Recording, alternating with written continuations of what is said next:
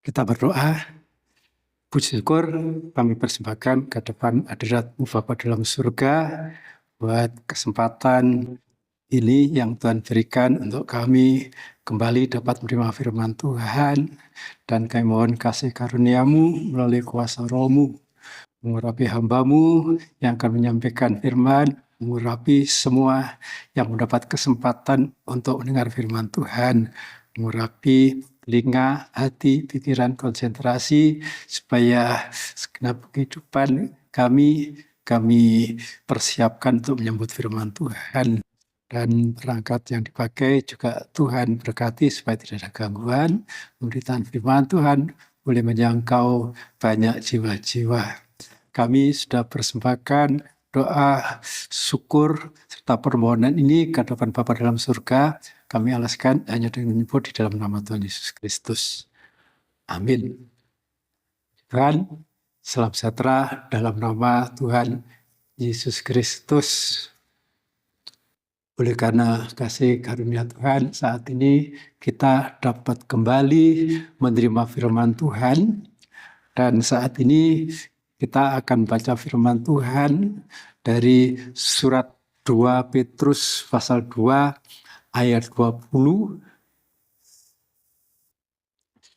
Sebab jika mereka oleh pengenalan mereka akan Tuhan dan Juru Selamat kita, Yesus Kristus, telah melepaskan diri dari kecemaran-kecemaran dunia, tetapi terlibat lagi di dalamnya, maka akhirnya keadaan mereka lebih buruk daripada yang semula.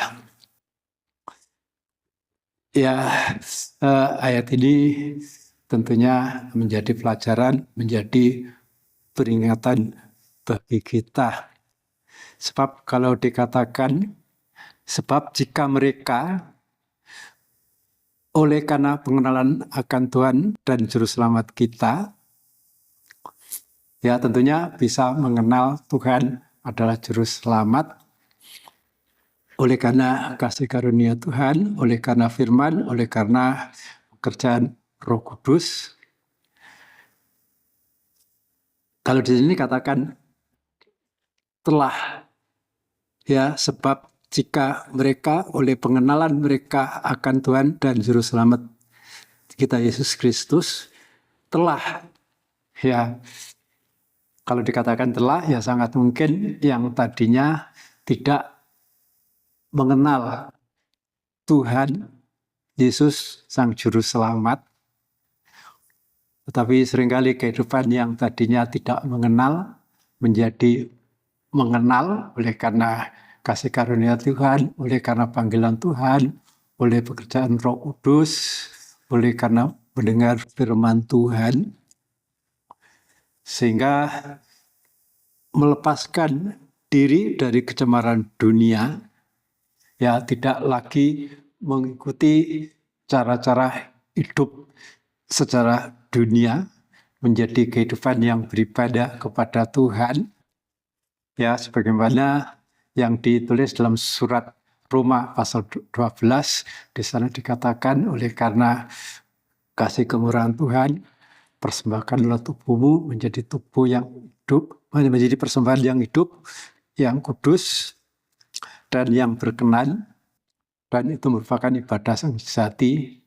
Dan ayat berikutnya, ayat 2 dikatakan sebagai bukti bahwa kita ini beribadah kepada Tuhan dengan mempersembahkan tubuh hidup, tidak menggunakan tubuh ini untuk melakukan keinginan-keinginan dunia. Kalau di sini diistilahkan melepaskan diri dari kecemaran-kecemaran dunia, tetapi terlibat lagi di dalamnya, jadi kembali lagi mencemarkan hidup untuk menuruti keinginan-keinginan dunia, maka akhirnya keadaan mereka lebih buruk daripada yang semula. Ya, jadi kalau kembali mencemarkan diri mengikuti keinginan-keinginan dunia, maka keadaannya itu menjadi semakin buruk menjadi lebih buruk. Dan ini memang menjadi suatu tantangan bagi setiap kehidupan yang telah mengenal Tuhan dan Juru Selamat. Kalau kehidupan itu belum mengenal Tuhan, belum mengenal Sang Juru Selamat, dan kehidupan itu mengikuti cara-cara hidup dunia, yaitu ya memang dunia mereka. Itu merupakan barang yang biasa, ya, barang yang tidak mengejutkan. Tetapi yang sangat mengejutkan itu kalau sudah mengenal Tuhan, Sang Juru Selamat, Tuhan Yesus Kristus Sang Juru Selamat, sudah melepaskan diri dari kecemaran-kecemaran dunia ini dan kembali lagi.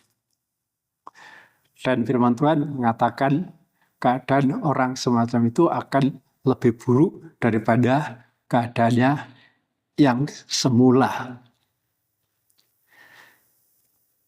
Memang mengikuti cara hidup untuk menuruti keinginan dunia, kalau tidak bertobat ya pada akhirnya kebinasaan. Tapi kalau kehidupan itu sudah mengenal Tuhan, mengenal jalan kebenaran, sudah mengalami kelepasan dari keinginan dunia, tapi kembali lagi melibatkan diri, menyemburkan diri pada kehidupan yang menuruti keinginan dunia, dikatakan keadaannya itu lebih buruk, itu juga bisa dalam arti hukuman yang akan diterima. Karena firman Tuhan mengatakan bahwa masing-masing akan diperhadapkan kepada kursi pengadilan Kristus dan dihakimi menurut perbuatan masing-masing. Ya, jadi kelihatannya tingkat penghakiman itu berbeda-beda. Dan itu sesuai juga dengan yang dikatakan oleh Tuhan Yesus dalam Injil Lukas pasal 12, di sana dikatakan, kalau hamba itu melakukan pelanggaran, tetapi hamba itu belum tahu apa yang menjadi kehendak Tuhannya, memang akan dihakimi. Tetapi penghakiman itu akan lebih berat yang akan dialami oleh hamba yang telah mengerti, telah mengetahui kehendak Tuhannya, telah mengetahui kehendak Tuhan, tetapi melakukan pelanggaran,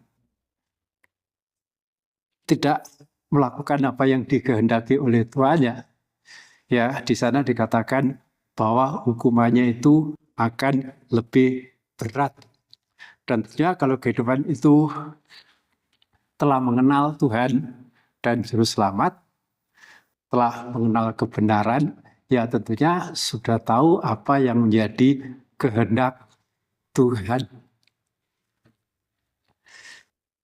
Dan kalau ayat ini dikatakan orang yang sudah mengenal Tuhan dan Juru Selamat, sudah melakukan apa yang benar di pemandangan Tuhan, kemudian kembali lagi mengikuti cara hidup dunia, ini betul-betul menjadi ancaman. Ya, karena setiap kehidupan yang sudah mengenal Tuhan, Juru Selamat, sudah mengenal jalan kebenaran, jalan Tuhan, itu sungguh-sungguh menjadi incaran daripada iblis untuk dijatuhkan. Ya, sebab kalau yang melakukan kecemaran-kecemaran dunia itu memang orang yang belum mengenal jalan kebenaran, ya itulah memang jalan mereka, itulah memang dunia mereka. Dan kita akan melihat bahwa iblis itu sangat berusaha untuk menyeret, untuk menarik orang yang sudah mengenal jalan Tuhan, orang yang sudah mengenal Tuhan, yang juru selamat itu untuk kembali mengikuti cara hidup dunia, untuk kembali kepada kecemaran-kecemaran dunia. Kita akan baca, akan lihat Injil Lukas pasalnya yang ke-12. Ayat pasalnya yang ke-22. Ya, maaf. Injil Lukas pasalnya yang kedua.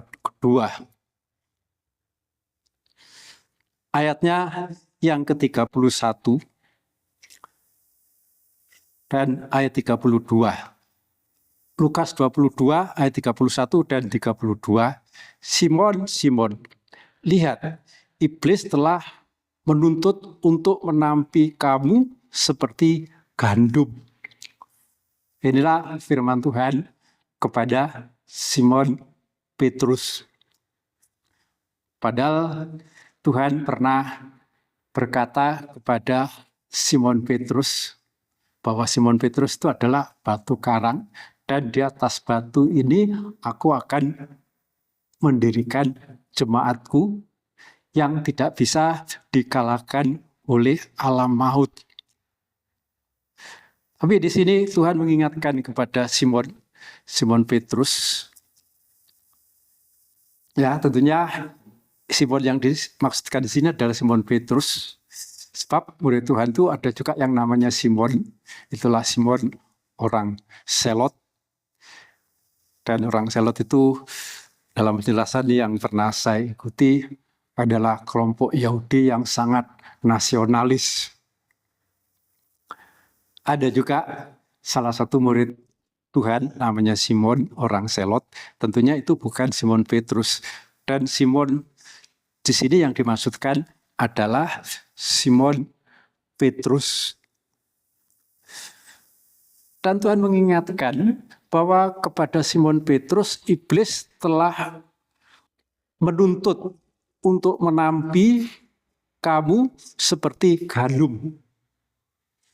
Jadi akan sangat dikacaukan, akan sangat digoncangkan. Ya, tentunya ini menjadi pelajaran bagi kita. Kemudian kita perhatikan pada ayatnya yang ke-32. Tetapi aku telah berdoa untuk engkau, supaya imanmu jangan gugur. Dan engkau, jikalau engkau sudah insaf, kuatkanlah saudara-saudaramu. Ini tentunya yang menjadi andalan kita, yang menjadi pengharapan kita. Biarpun iblis itu sangat berusaha untuk menggoncangkan iman, bagaikan menampi gandum, Tuhan berjanji, aku telah berdoa untuk engkau. Dan tentunya ini juga yang kita harapkan. Untuk Tuhan itu berdoa juga untuk kita, supaya kita tidak gugur iman. Dan kita meyakini bahwa doa Tuhan Yesus itu pasti berhasil. Doa Tuhan Yesus itu pasti tidak pernah gagal.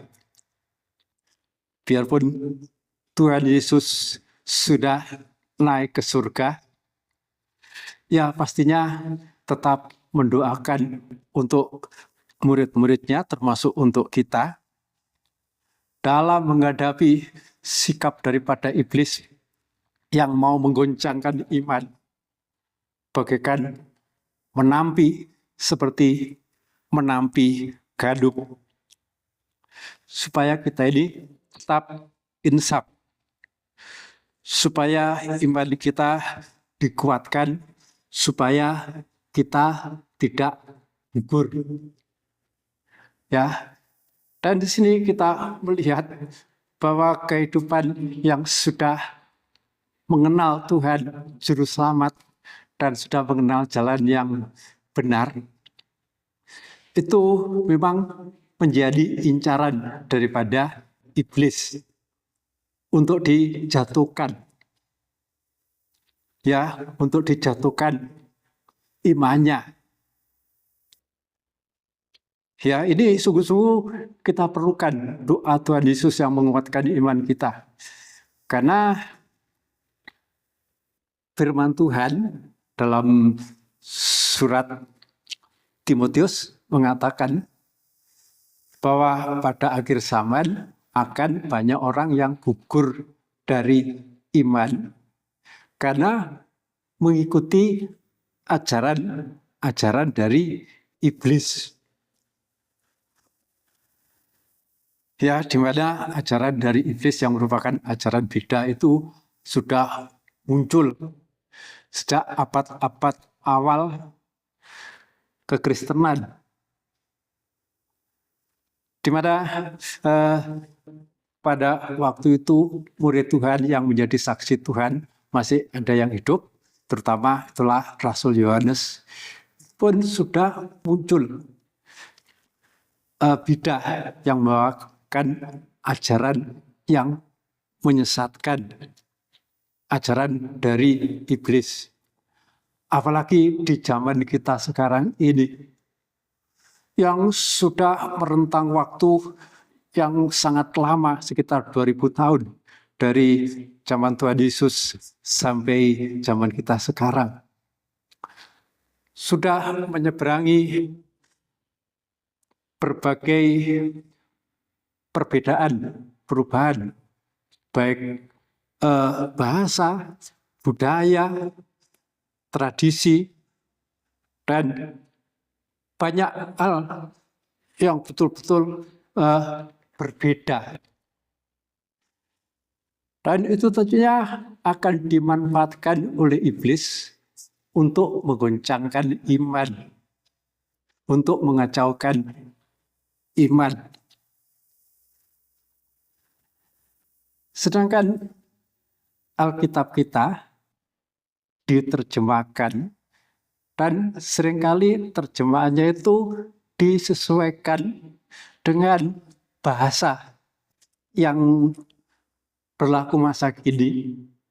Itu pun sudah ada yang mengomentari, ya diantaranya mengatakan bahwa kitab sucinya orang Kristen itu sudah tidak murni lagi.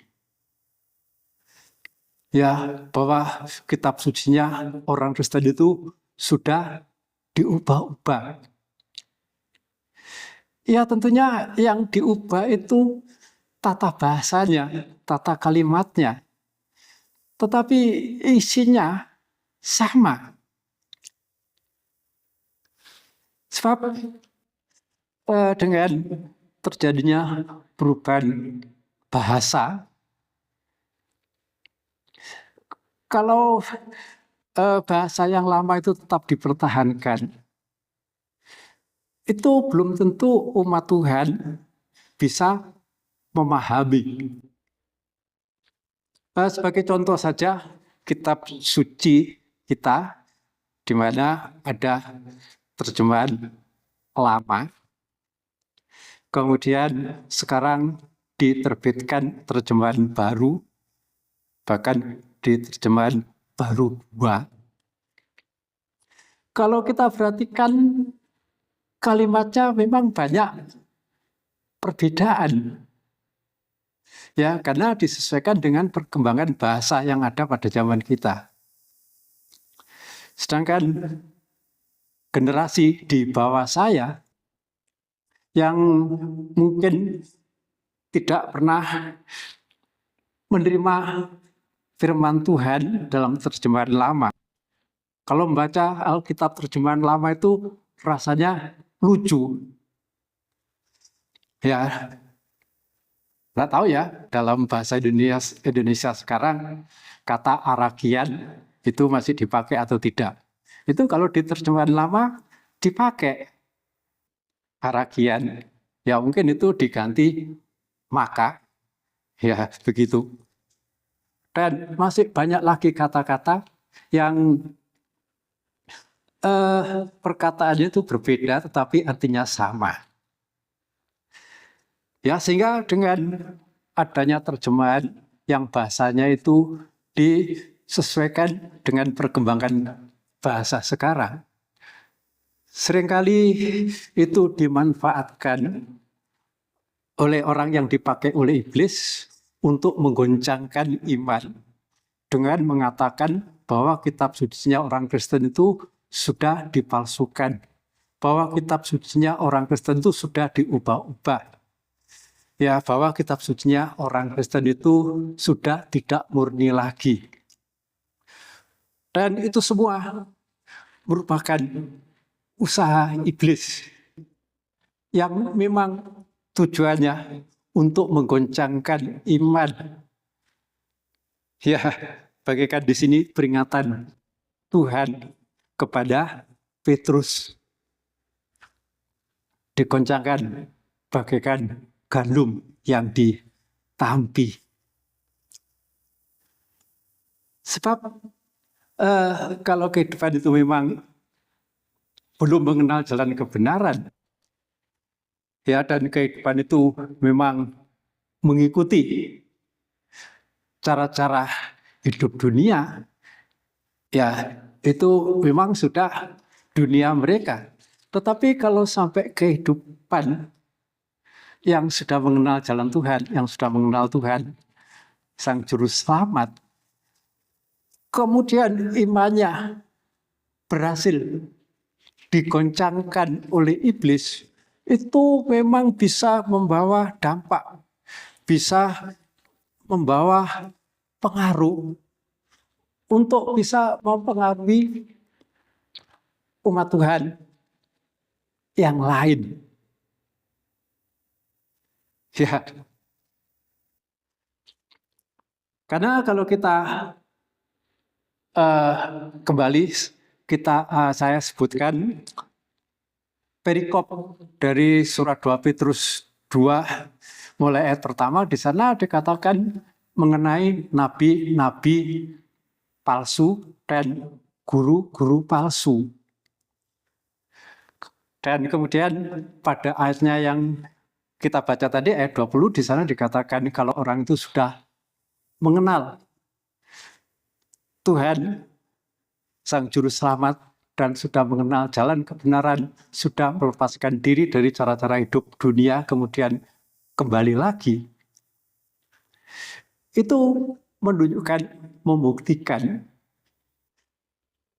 bahwa orang yang kembali kepada cara hidup dunia, kemudian di sana dikatakan sebagai nabi palsu dan guru palsu, ya, itu memang membuktikan kehidupan. Ya, bahkan kalau dikatakan nabi atau guru itu kan hamba Tuhan. Ya, dari situ kita mengambil pelajaran bahwa kehidupan mereka itu sebetulnya sudah mengenal Tuhan Juru Selamat, sudah mengenal jalan yang benar, sudah mengikuti jalan yang benar, tetapi berhasil dijatuhkan oleh iblis. Karena iblis tahu kalau yang berhasil dijatuhkan itu kehidupan yang secara rohani berpengaruh. Kehidupan itu bisa juga menyeret yang lain untuk dijatuhkan. Dan kita akan melihat contoh yang pernah terjadi dalam Perjanjian Lama. Karena firman Tuhan mengatakan apa yang sudah terjadi dituliskan itu untuk menjadi pelajaran, menjadi peringatan bagi kita yang hidup di akhir zaman telah tiba. Walaupun peristiwanya tidak sama, walaupun peristiwanya memang bisa berbeda. Ya, kita akan baca kitab Bilangan pasal 16 ayat 1 dan ayatnya sampai ayatnya yang ketiga. Korah bin Jisar bin Kehat bin Lewi beserta Datan dan Abiram, anak-anak Eliab, dan On bin Pelet, ketiganya orang Ruben, mengajak orang-orang untuk memberontak melawan Musa. Ya, jadi mereka memberontak melawan Musa itu tidak setiap pribadi dari mereka, tetapi mengajak, ingin menyeret umat Tuhan yang lain. Beserta 250 orang Israel, pemimpin-pemimpin umat itu, yaitu orang-orang yang dipilih oleh rapat, semuanya orang-orang yang kenamaan. Ya, jadi kalau kita lihat di sini, memang tokohnya Datan, Korah bin Abiram, ya, Datan Korah, Kehat, Abiram, ya, dan Datan. Ini memang tokohnya. Tapi nyatanya mereka tidak bergerak sendiri, ingin menyeret umat Tuhan yang lain. Bahkan di ayatnya yang kedua di sana dikatakan bahwa 250 orang yang diajak untuk bersekutu, untuk bermufakat melawan Musa itu adalah orang-orang yang dipilih oleh rapat, pemimpin-pemimpin, semuanya orang kenamaan. Ya, pada ayat 3, maka mereka berkumpul mengerumuni Musa dan Harun, serta berkata kepada keduanya, sekarang cukuplah itu. Segenap umat itu adalah orang-orang kudus, dan Tuhan ada di tengah-tengah mereka. Mengapakah kamu meninggikan diri di atas jemaat Tuhan? Nah, ini pemberontakan yang dipimpin oleh keempat orang itu, yang menyeret 250 para pemimpin yang dipilih melalui rapat, orang kenamaan.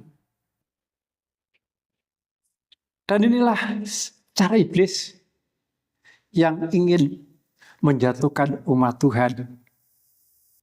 Sebab kalau yang berhasil dijatuhkan, yang berhasil digoncangkan imannya, yang berhasil cara hidupnya itu dikembalikan pada cara hidup duniawi, maka itu akan menyeret juga umat Tuhan yang lain.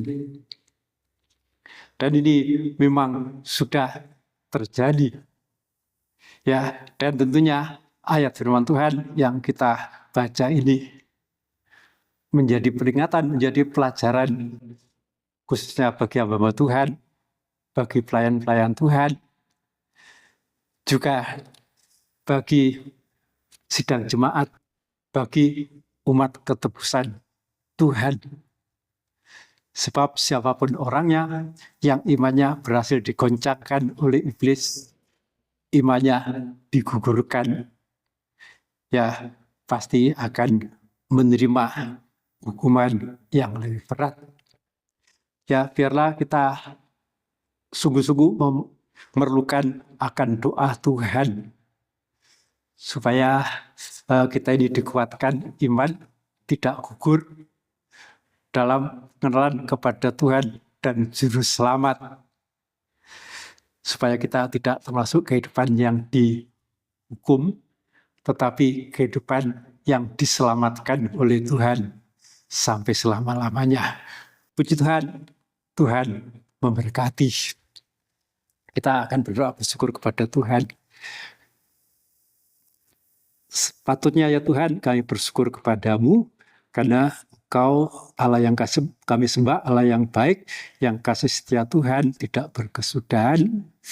Walaupun Engkau mengizinkan kepada kami untuk mendengar firman Tuhan, mungkin firman itu keras, mungkin firman itu mengingatkan, itu bukti kasih Tuhan untuk melindungi kami, supaya iman kami tidak digoncangkan, supaya iman kami tidak gugur, supaya kami yang telah mengenal Tuhan adalah juru selamat, kami tetap menjadi kehidupan yang diselamatkan oleh Tuhan.